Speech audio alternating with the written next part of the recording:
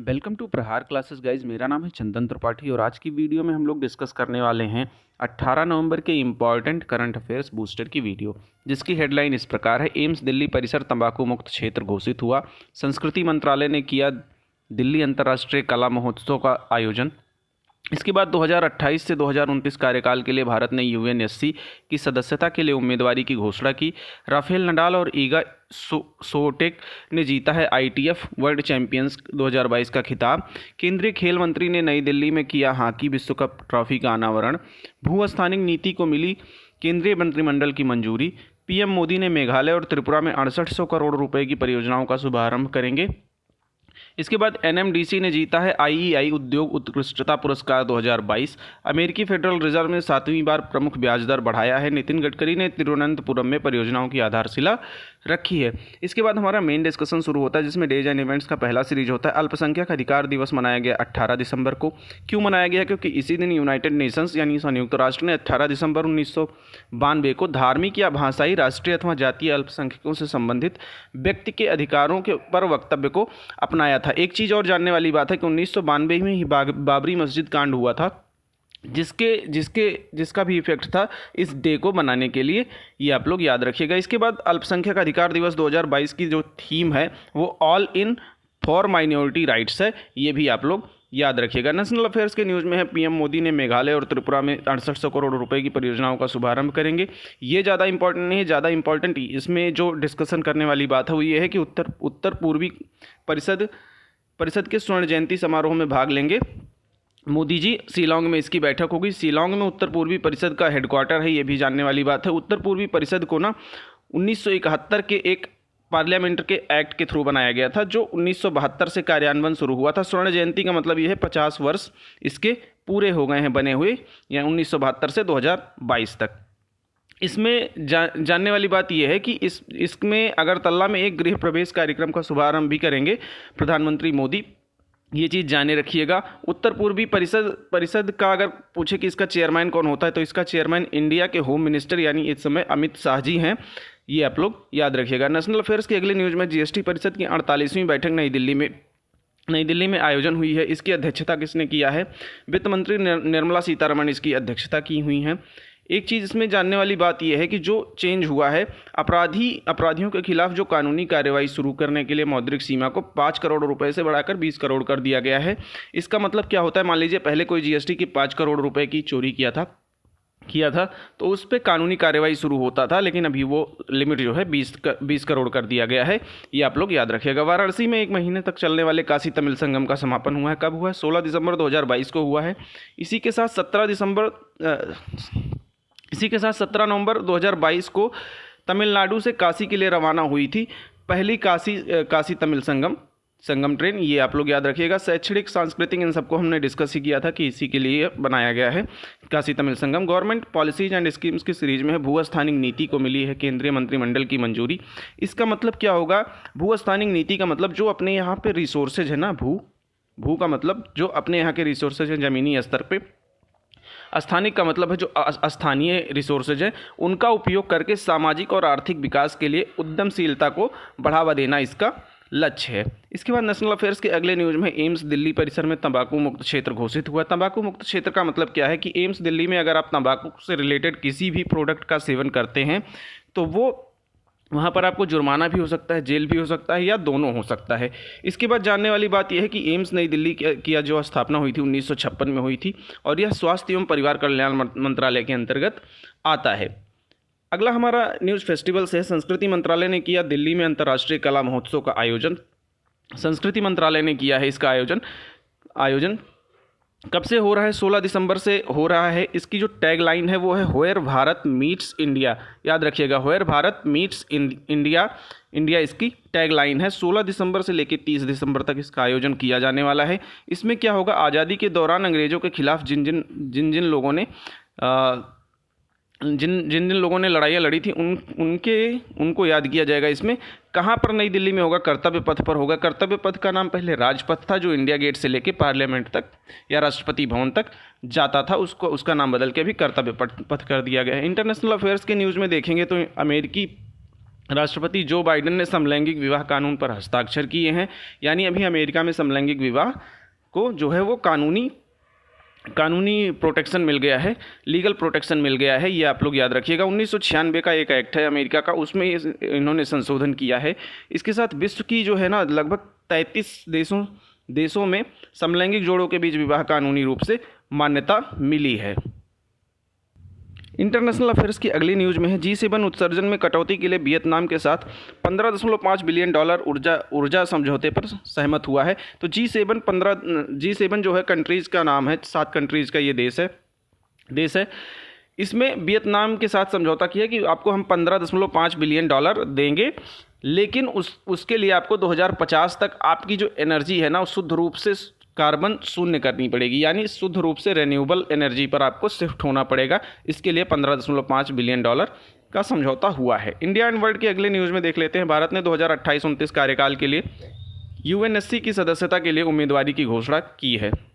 किसने इस घोषणा पत्र की अध्यक्षता की है? विदेश मंत्री एस जयशंकर ने घोषणा की है। इसके साथ जानने वाली बात यह है कि भारत ने दिसंबर में UNSC की मासिक रूप से बदलने वाली अध्यक्षता ग्रहण की थी। अगस्त 2021 में शीर्ष स्थान हासिल करने के बाद दूसरी बार यह है जब भारत को अध्यक्षता मिली है। UNSC का हेडक्वार्टर कहाँ पर है, मुख्यालय कहाँ पर है? न्यूयॉर्क में है। बिजनेस एंड इकोनॉमी भी इसी में मैंने डाल दिया है।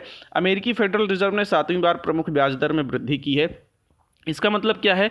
जब अमेरिकी फेडरल डॉलर रिजर्व उसमें ब्याज दर में वृद्धि करता है तब डॉलर महंगा होता है, यानी अगले देश की करेंसी जो है वो कमज़ोर पड़ती है। जैसे मान लीजिए अभी भारत की करेंसी लो हो रही है तो ये करेंसी और भारत की लो होगी, रुपया और नीचे जाएगा डॉलर के मुकाबले। इसका यही इफेक्ट होगा, ये आप लोग याद रखिएगा। इसके बाद memorandum of understanding and agreements का सीरीज होता है। इसमें नवीन तकनीकों को विकसित करने हेतु NHIDCL ने NIT मणिपुर के साथ मेमोरेंडम ऑफ अंडरस्टैंडिंग पर हस्ताक्षर किया है। NHIDCL का क्या फुल फॉर्म है? राष्ट्रीय राजमार्ग एवं अवसंरचना विकास निगम लिमिटेड इसका जो है फुल फॉर्म है। इन्होंने NIT मणिपुर के साथ समझौता किया है। किस लिए? कि जो नॉर्थ ईस्ट में रोड्स बनाए जाएंगे ना वो जो है पर्यावरण के अनुसार बनाए जाएं। जैसे वहाँ पर बाढ़ आता है तो ये रोड ख़राब हो जाती है, ऐसी कोई टेक्नोलॉजी बनाई जाए कि जब बाढ़ वगैरह आए तो ये रोड ख़राब ना हो, या कोई प्राकृतिक आपदा आए तो ये रोड ख़राब ना हो। ऐसी टेक्नोलॉजी डेवलप करने के लिए NIT मणिपुर के साथ समझौता हुआ है। इसके साथ ही जानने वाली बात यह है कि NHIDCL ने पहले IIT बॉम्बे और IIT गुवाहाटी के साथ भी ऐसे समझौता ज्ञापनों पर हस्ताक्षर कर चुका है। NHIDCL के MD कौन है? चंचल कुमार हैं। इसके बाद अवार्ड्स एंड ऑर्बिटरीज की सीरीज में देखते हैं। पर्सन इन न्यूज़ में हमारे एथलीट नीरज चोपड़ा जी हैं। इन्होंने क्या रिकॉर्ड बनाया है? 2022 में सबसे ज़्यादा लिखे जाने वाले एथलीट बन गए हैं नीरज चोपड़ा। कहाँ पर लिखे जाते हैं? एक ट्रैक एंड फील्ड क्षेत्र होता है। ट्रैक एंड फील्ड क्षेत्र मतलब एक ये वैसा क्षेत्र नहीं है जो आप समझ रहे हैं।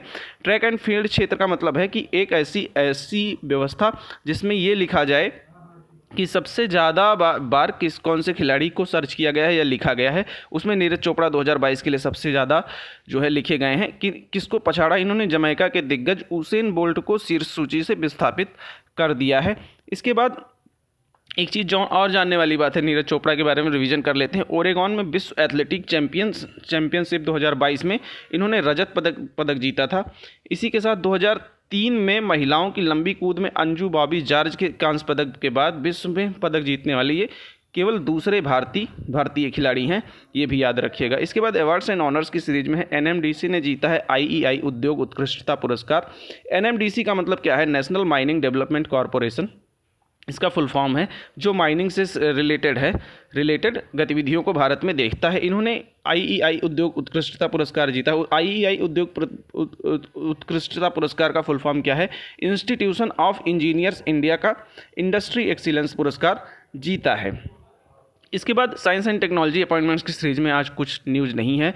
स्पोर्ट्स की सीरीज में राफेल नडाल और ईगा स्किया टेक ने वर्ल्ड चैंपियनशिप जीता है 2022 का। कौन सा? ITF यानी इंटरनेशनल टेनिस फेडरेशन का विश्व चैंपियनशिप 2022 का ताज इन्होंने जीता है। राफेल नडाल अपने करियर का यह पाँचवीं बार ITF विश्व चैंपियन बने हैं।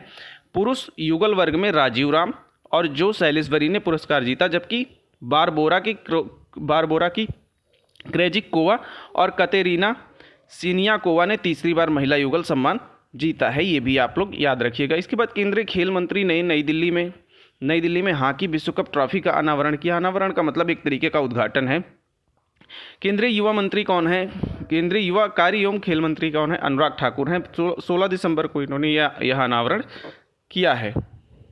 इस अनावरण कार्यक्रम के दौरान ना 1975 में हॉकी विश्व कप विजेताओं ने भी शिरकत की है, ये जानने वाली बात है। FIH पुरुष विश्व कप 2023 भुवनेश्वर राउरकेला में 13 जनवरी 2023 से शुरू होगा। तो जनवरी में इसको हम एक बार और डिस्कस करने वाले हैं। उड़ीसा के मुख्यमंत्री जो है ना नवीन पटनायक जी, 5 दिसंबर को इन्होंने भुवनेश्वर में राष्ट्रव्यापी टूर का शुभारंभ भी किया था, ये आप लोग याद रखिएगा। स्टेट स्पेसिफिक न्यूज़ में लंपी त्वचा रोग का निःशुल्क टीकाकरण करेगी उड़ीसा सरकार।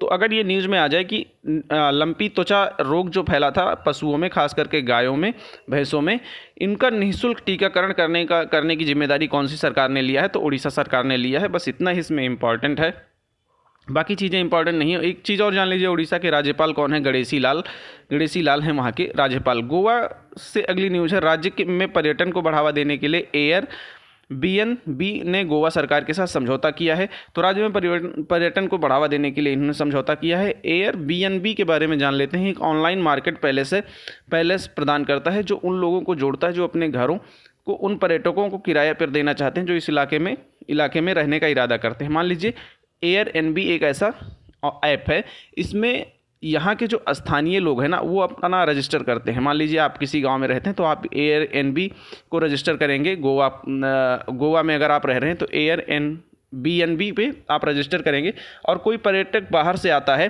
तो ये होटल में ना जाके Airbnb के ऐप से जाके आपके घर में एक रूम लेता है और आपको पे करता है। इसको बोलते हैं होम स्टे स्कीम भी बोलते हैं जो Airbnb गोवा में करने वाला है। तो असम से अगला न्यूज़ है, असमिया गमछा को मिला है भौगोलिक संकेतक टैग। कल भी हमने डिस्कस किया था भौगोलिक संकेतक के बारे में। 1999 का एक एक्ट है, उसके थ्रू इसको दिया जाता है। इंटरनेशनल पे अगर देखें तो WTO यानी वर्ल्ड ट्रेड ऑर्गेनाइजेशन इसको गवर्न करता है, असमिया गमछा को। एक चीज़ और जानने वाला बात है, गमछे का मतलब है तौलिया। बिहू के उत्सव के दौरान जो आदान प्रदान करने के लिए गमछा बनाया जाता है उसको बिहुवान कहते हैं। तो अगर आपके पेपर में आ जाए बिहुवान किसे कहते हैं तो हमेशा याद रखिए बिहू उत्सव के दौरान आदान प्रदान किए जाने वाले गमछा का नाम बिहुवान है। इसके बाद भौगोलिक सांकेतिक अधिनियम 1999 के तहत इसको दिया जाता है, हमने डिस्कस कर लिया। लद्दाख को अपने रक्त से कारपो खुमानी के लिए अपना पहला GI टैग मिला है।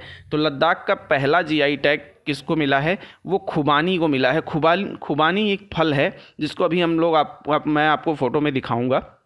इसको भी GI टैग मिला है क्योंकि वहाँ के जो रक्त से कॉर्पो हैं ये एक तरीके के प्रजाति है वहाँ पर, उसकी खुमानी को, लद्दाख के खुमानी को पहला GI टैग मिला हुआ है। 1999 के एक्ट के तहत मिलता है, ये हम लोगों ने बार बार डिस्कस कर ही लिया है। खुमानी सूखने पर ऐसा दिखता है, सूखने पर खुमानी ना ऐसा दिखता है, ये ड्राई फ्रूट्स हो जाता है खुमानी का।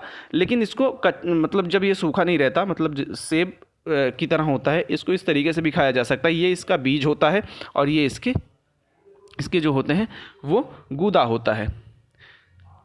इसके बाद सरकार ने 9 उत्पादों को भौगोलिक सांकेतिक टैग दिया है, जिसमें से हम 3 डिस्कस कर चुके हैं, 2 आज और 1 कल। तो 3 डिस्कस कर चुके हैं, धीरे धीरे हम सारा डिस्कस करेंगे, ये आप लोग याद रखिएगा। इसके बाद एक 1999 का जो भौगोलिक सांकेतिक अधिनियम था वो 15 सितंबर 2003 से लागू हुआ था, ये भी आप लोग याद रखिएगा। भारत में अब तक कुल 432 GI टैग दिए जा चुके हैं, ये भी याद रखने वाली बात है।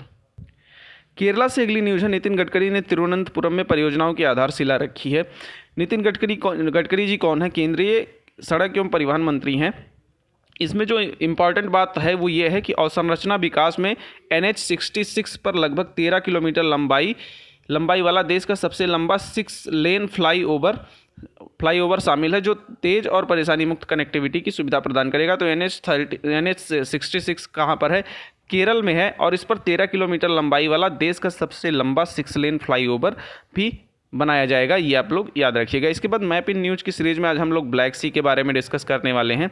ब्लैक सी यानी काला सागर यूरोप और एशिया के बीच स्थित अटलांटिक महासागर का एक भूमध्य सागर है। मतलब ये अटलांटिक महासागर का पार्ट है, लेकिन ये जो है एशिया और यूरोप के बीच स्थित है। इसको कौन कौन सी कंट्री से ने घेरा है ये हम लोग डिस्कस कर लेते हैं। ब्लैक सी से ब्लैक टी एंड बर्गर आप लोग याद रखिएगा। Black T and burger, BURGER। तो बर्गर से देख लेते हैं बुल्गारिया, जी से जॉर्जिया, R से रोमानिया, R से फिर रूस, 2 R हैं। उसके बाद T से टर्की, ब्लैक टी वाला T से टर्की, U से यूक्रेन, ये सारा हमने डिस्कस कर लिया। बल्गेरिया, यूक्रेन, रसिया, जॉर्जिया और रोमानिया, इसके बाद टर्की। तो होप आप लोगों को वीडियो अच्छी लगी हो, छोटी और इन्फॉर्मेटिव लगी हो। अगर ऐसा है तो वीडियो को लाइक कीजिए, चैनल को सब्सक्राइब कीजिए और अपने दोस्तों के साथ शेयर करना ना भूलें। Thank you very much.